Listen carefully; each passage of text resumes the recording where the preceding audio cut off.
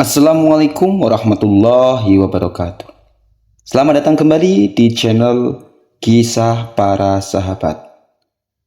Kali ini kita akan membahas sosok yang menjadi salah satu tokoh kontroversial dalam sejarah Islam. Siapa lagi?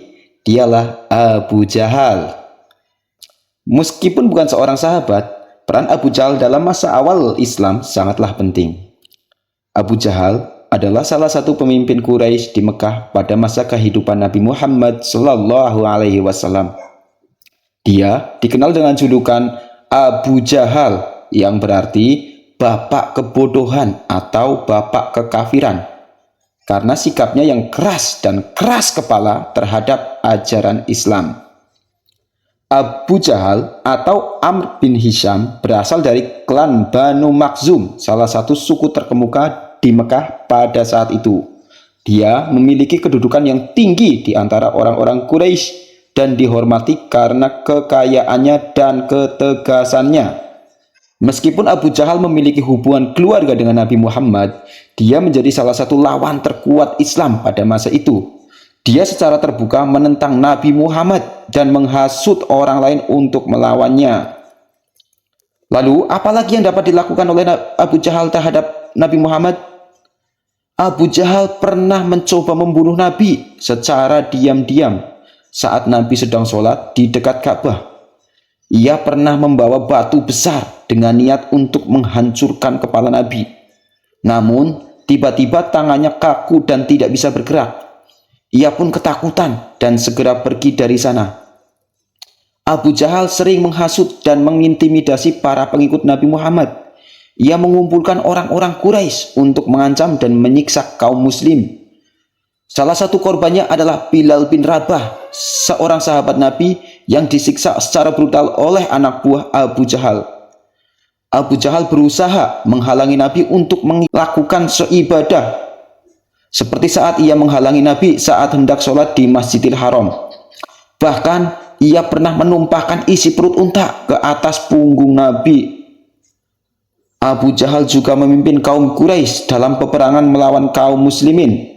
Seperti dalam perang Badar, dalam pertempuran ini Abu Jahal tewas terbunuh oleh dua sahabat Nabi, yakni Mu'adz bin Amr dan Mu'awiz bin Afra. Abu Jahal mengumpulkan orang-orang Quraisy untuk mengancam dan menyiksa kaum muslim. Ia berusaha menghasut masyarakat Mekah agar tidak menerima ajaran Islam yang disebarkan oleh Nabi Muhammad SAW. Abu Jahal sering mengejek dan mencemooh Nabi Muhammad serta ajaran Islam yang dibawanya. Ia berusaha mendiskreditkan Nabi dalam menyebarkan kebohongan tentang dirinya. Abu Jahal berusaha menghalangi penyebaran Islam dengan segala cara, termasuk menggunakan kekerasan terhadap Nabi dan pengikutnya.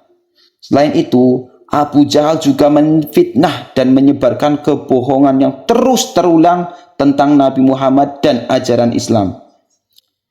Kejahatan-kejahatan Abu Jahal ini menggambarkan betapa kuatnya penolakan dan permusuhan terhadap Nabi Muhammad SAW serta ajaran Islam pada awal penyebarannya.